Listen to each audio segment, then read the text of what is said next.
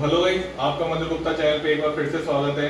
तो आज हम एक मोस्ट इम्पोर्टेंट टॉपिक हाइब्रिडाइजेशन में भी एक मोस्ट इम्पोर्टेंट टॉपिक जो आपको ऑनलाइन बहुत कम देखने को मिलेगा यूट्यूब पे, जी हाँ, उसी टॉपिक की हम बात कर रहे हैं। ठीक है, तो सबसे पहले आप टॉपिक देख सकते हैं अपने आंखों के सामने। ठीक है, hybridization of central atom with one unpaired electron. ठीक है, अब क्या होता है ना, केमिकल बॉन्डिंग बहुत बड़ा, केमिकल बॉन्डिंग को हम एक चैप्टर नहीं बोल सकते, वो बहुत सारे चैप्टरों का एक तरीके से हम बोल सकते हैं मिक्सअप है। केमिकल बॉन्डिंग कोई एक चैप्टर नहीं है। अगर आप देखेंगे तो अगर असली में जेई लेवल पे केमिकल बॉन्डिंग को पढ़ाया जाए तो 30 से 35 लेक्चर लगता है उसमें। ठीक है, हाँ, 30 से 35 लेक्चर, बहुत सारे चैप्टर्स का मिक्सचर है। उसमें हमने एक बहुत इंपॉर्टेंट टॉपिक उठाया है जिसका नाम आप देख सकते हैं, hybridization of central atom with one unpaired electron. बात समझ में आ रही? चल, अब इसमें क्या ध्यान रखना होता है, ये जो मैंने आपके सामने चार्ट लिखे हैं ना, ये मोस्ट इंपोर्टेंट लिखे हैं। ठीक है, यहाँ पे आप देख सकते हैं कि सर सेंट्रल एटम पे वन अनपेयर्ड इलेक्ट्रॉन का मतलब क्या है, मैं समझा देता हूँ आराम से, देखना भाई ध्यान से। अगर हम नाइट्रोजन की बात करें तो नाइट्रोजन यहाँ पे अगर आपको दिख रहा होगा, इसमें दिक्कत आएगी आपको, आप इसका हाइब्रिडेशन नहीं दे पाएंगे। क्या बताओ क्यों नहीं दे पाओगे? क्योंकि आपको पता ही नहीं है कि ये जो और इलेक्ट्रॉन है वो हाइब्रिडाइजेशन में पार्ट करेगा या नहीं करेगा। अगर ये हाइब्रिडेशन में पार्ट करेगा तो इसका हाइब्रिडेशन चेंज हो जाएगा, अगर ये हाइब्रिडेशन में पार्ट नहीं करेगा तो इसका हाइब्रिडाइजेशन और कुछ होगा। हाँ, इसलिए मैं ये वीडियो बना रहा हूं, तो आराम से ध्यान से देखो। ठीक है, पहले तो मैंने यहाँ पे एक स्टेटमेंट लिख रखा है। पहले तो एक बात समझ में आई कि सेंट्रल एटम में क्या होना चाहिए, अनपेयर्ड इलेक्ट्रॉन, या हम ऐसा भी बोल सकते हैं कि ऑड इलेक्ट्रॉन मॉलिक्यूल में हाइब्रिडाइजेशन में तुमको बताने वाला हूं। राइट, चलिए अब ऑड इलेक्ट्रॉन का मतलब समझा दूं। चलो देखो, नाइट्रोजन के पास कितने इलेक्ट्रॉन होते हैं? 7। हाँ भाई, यहाँ पे देखो, अरे बोलो यार, 7 प्लस कितने, 6 प्लस 6 12 प्लस 7 कितने होते हैं? 19 होते हैं ना। हाँ, इसी की बात कर रहा हूं मैं, बात समझ में आ रही है? अब तुम बताओ ऑक्सीजन का एटॉमिक नंबर क्या 6 होता है क्या? नहीं, ऑक्सीजन का एटॉमिक नंबर क्या होता है? क्या बात कर रहे हो सर, ऑक्सीजन का एटॉमिक नंबर क्या होता है? 8 होता है ना। हाँ, तो 8 और 8 16 और 7 23 इलेक्ट्रॉन है इसके पास। तो ये कैसे मॉलिक्यूल है? ऑड इलेक्ट्रॉन मॉलिक्यूल है। बात समझ में आ गई? चल आगे बढ़े। चल, तो अगर मैं तुमको बात बताऊं, देखो मैंने यहाँ पे फैक्ट लिख रखा है, अकॉर्डिंग टू फैक्ट, ये एक थ्योरी है, इसको ध्यान में रखें। ठीक है, इसका जो रीजन है वो मैंने यहाँ पे लिख रखा है, आराम से तुम देख सकते हो कि ऑर्बिटल हैविंग ऑड इलेक्ट्रॉन, ध्यान से देखते जाना, present at higher energy level so it does not involve in hybridization. हमने लास्ट वीडियो में बात करी थी कि हाइब्रिडाइजेशन क्या होता है। क्या होता है hybridization? Hybridization intermixing of orbital होती है जो कि लेस एनर्जी डिफरेंस रखते हैं, उसको क्या बोलते हैं? हाइब्रिडाइजेशन। मतलब जो ऑर्बिटल की एनर्जी डिफरेंस कम होगा वही हाइब्रिडाइजेशन में पार्टिसिपेट करेंगे। इतनी बात समझ में आती है? तो मैंने यहाँ पे लिख रखा है कि अगर ऑड इलेक्ट्रॉन हायर एनर्जी पे लेवल, अब मेरे को एक चीज बताओ कि यहाँ पे ऑड इलेक्ट्रॉन बैठा हुआ है, यहाँ पे तुम्हारा हाइब्रिडाइजेशन हाइब्रिड ऑर्बिटल है, तो क्या ये इसमें पार्टिसिपेट करेगा हाइब्रिडाइजेशन में? खुद ही बता दो, क्या ये हाइब्रिडाइजेशन में पार्टिसिपेट करेगा? नहीं करेगा, क्योंकि एनर्जी डिफरेंस क्या है? ज्यादा है। अगर मैं इसी एनर्जी डिफरेंस को कम कर दूं तो फिर हाइब्रिडाइजेशन में पार्टिसिपेट कर जाएगा। तो देखो आगे बढ़ेगा, if electronegative of surrounding atom is higher, electronegativity लिख रखा है मैंने यहाँ पे। इलेक्ट्रोनेगेटिविटी का मतलब समझते हो? इलेक्ट्रॉन को अपनी तरफ अट्रैक्ट करने की टेंडेंसी। अगर सेंट्रल एटम की, देखना भाई ध्यान से, सराउंडिंग एटम की नहीं, सराउंडिंग एटम की अगर ज्यादा है किससे? सेंट्रल एटम से, तो हम ये बोल सकते हैं कि डेवलप। अब यार इतनी बात समझ में आती है कि अगर तुम सराउंडिंग एटम मोर इलेक्ट्रोनेगेटिव दे दोगे तो सेंट्रल एटम पे कैसे चार्ज आएगा? पार्शियल पॉजिटिव चार्ज आएगा। मैं बताता हूँ, टेंशन मत लो। Charge on central atom, so orbital having odd electron contract towards central atom and involve in hybridization। कहने का मतलब इतना सा है कि अगर सराउंडिंग एटम मोर इलेक्ट्रोनेगेटिव हो सेंट्रल एटम से, तो सेंट्रल एटम पे पॉजिटिव चार्ज जनरेट हो जाता है। वो पॉजिटिव चार्ज प्योर, जहां पे प्योर ऑर्बिटल में ये ऑड इलेक्ट्रॉन है उसको अपनी तरफ अट्रैक्ट कर लेता है और वो हाइब्रिडाइजेशन में पार्टिसिपेट कर सकता है।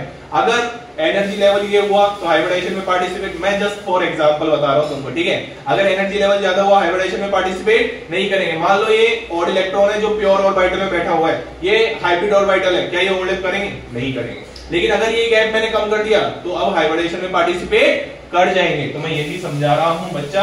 ये देखो, ये ऑक्सीजन, अब तुमको पता है ऑक्सीजन की नाइट्रोजन से इलेक्ट्रोनेगेटिविटी ज्यादा है। अगर पीरियोडिक टेबल में देखोगे तो सेकंड हाईएस्ट इलेक्ट्रोनेगेटिव एटम जो है, एलिमेंट जो है, वो क्या है? ऑक्सीजन।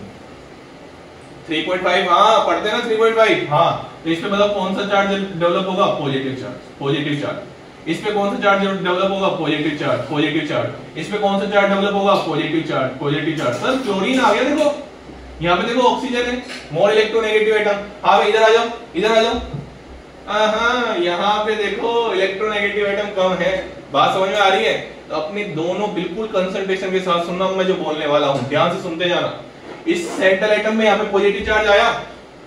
अरे यहाँ पे सेंट्रल एटम में पॉजिटिव चार्ज आया क्या? हाँ। तो ये जो अनपेयर्ड इलेक्ट्रॉन बैठा हुआ है, जो कि पहले प्योर ऑर्बिटल में था, ये सेंट्रल एटम इसको क्या कर लेगा? कॉन्ट्रैक्ट कर लेगा, अट्रैक्ट कर लेगा। और अगर अट्रैक्ट कर लेगा तो ये हाइब्रिडाइजेशन में पार्टिसिपेट कर लेगा। अब तुमको हाइब्रिडाइजेशन निकालना सिखाया था, आ जाओ गिन लेते हैं। हाइब्रिडाइजेशन में केवल सिग्मा और लोन पेयर पार्टिसिपेट करते हैं, यही बोला था ना। तो ये बेटा हट गया टॉपिक। क्या ये लोन पेयर दिख रहा है तुमको? यहाँ पे लोन पेयर क्या होता है? क्या होता है लोन पेयर? पेयर का मतलब क्या होता है? दो इलेक्ट्रॉन होने चाहिए ना एक साथ। दो इलेक्ट्रॉन दिख रहे हैं तुमको किसी में भी? जब भी तो ओड इलेक्ट्रॉन बोला है ना यार, समझ ही नहीं रहे हो। जब भी तो क्या बोला है इसको? ओड इलेक्ट्रॉन, एक अनपेयर्ड इलेक्ट्रॉन होना चाहिए। अगर लोन पेयर होता तो हम आसानी से निकाल लेते ना। अरे जैसे अगर मैं तुमको बात बताऊं, NO3-, अगर तुमको दिख रहा है यहाँ पे, तो NO3- की स्ट्रक्चर ये होती थी, देखना भाई ध्यान से देखते जाना भाई। तो इसको आराम से गिन लेते थे, 1 2 3। क्या हाइब्रिडाइजेशन दे देते थे तुम इसका? sp2। क्या इसमें कोई अनपेयर्ड इलेक्ट्रॉन है? नहीं है। ये किसकी स्ट्रक्चर बनाई मैंने यहाँ पे? NO3- की। ये किसकी स्ट्रक्चर बनाई मैंने यहाँ पे? NO3- की। क्या इसमें कोई अनपेयर्ड इलेक्ट्रॉन है? जैसे तुमको अगर मैं देता कि यहाँ पे अगर मैं लिखूं, यहाँ पे लिख रहा हूं, मैं ध्यान से देखते जाना। अगर मैं यहाँ पे लिखूं ClO2-, तो Cl डबल बॉन्ड O। अगर मैं थोड़ा और नीचे लिखूं, अगर तुम देख पा रहे हो, Cl, इधर देखना भाई ध्यान से, Cl double bond O minus. हाँ भाई, दो लोन पेयर आएंगे इसके पास।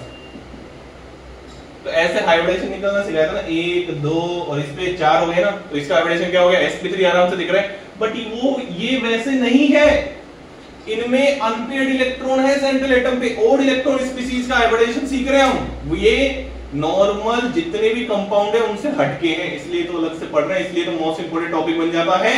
हाँ, अब मेरे को एक चीज बताओ, क्या मोर इलेक्ट्रोनेगेटिव है? क्या ये प्योर ऑर्बिटल को कांटेक्ट करेगा? अगर प्योर ऑर्बिटल को कांटेक्ट करेगा तो एनर्जी डिफरेंस क्या हो जाएगी? कम। एनर्जी डिफरेंस कम हो जाएगी, तो ये वाला इलेक्ट्रॉन भी हाइब्रिडाइजेशन में पार्टिसिपेट करेगा। तो गिन लो, 1 2। अगर इसको भी गिन लिया तो कितने आ गए? 3। और 3 में क्या होता है हाइब्रिडाइजेशन? sp2। अरे 3 हाइब्रिड ऑर्बिटल में हाइब्रिडाइजेशन क्या होता है? sp2। तुमको हाइब्रिडाइजेशन का फॉर्मूला बताया था ना लास्ट वीडियो में। क्या होता था? Number of sigma bonds plus क्या? Number of lone pair. हाँ, तो बेटा सिग्मा 1 2 और ये भी पार्टिसिपेट कर गया, तो क्या हो गया? 3। और 3 का हाइब्रिडेशन क्या होता है? sp2। इधर आ जाओ, 1 2 3। अब तुमको ये तो पता है ना, दो एटम के बीच में जो पहला बॉन्ड अकॉर्डिंग टू बीबीटी बनता है, वो कौन सा बॉन्ड बनता है? सिग्मा। 1 2 3 सिग्मा, और ये भी किस में पार्टिसिपेट कर गया? हाइब्रिडेशन में। तो टोटल कितने हो गए? 4। और 4 पे हाइब्रिडेशन क्या होता है? ये लिख रखा है मैंने, देखो यहाँ पे देखना भाई, फोकस करना है यहाँ पे। ये sp2 यहाँ पे लिख रखा है, ये sp3 मैंने यहाँ पे लिख रखा है, आराम से देखना। इधर आ जाओ, मोर इलेक्ट्रोनेगेटिव, पॉजिटिव चार्ज आ गया सेंट्रल एटम पे, इस अनपेयर्ड इलेक्ट्रॉन को अट्रैक्ट कर लेगा। तो बताओ हाइब्रिडेशन क्या आया? sp3। उधर लिख रखा है मैंने, आराम से देखो हाइब्रिडेशन क्या आया? sp3। देखो 1 2 3।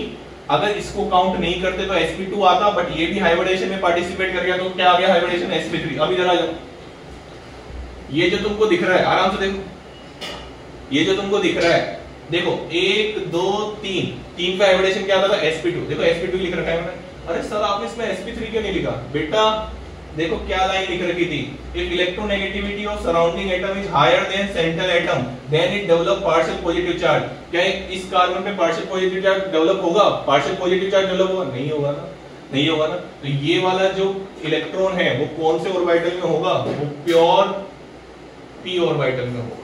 ये भी क्वेश्चन पूछा जाता है, ये भी क्वेश्चन पूछा जाता है। ये कौन सा ऑर्बिटल में होगा? प्योर p ऑर्बिटल में होगा। बात समझ में आ रही है? हाँ। अब जो मैंने ये 4 एग्जांपल तो इंपोर्टेंट थे, जो मैंने यहाँ पे 5वां एग्जांपल पे स्टार लगा रखे हैं, 2 स्टार की मैं बात कर रहा हूं, इसमें मैं और 3 स्टार लगा सकता हूं।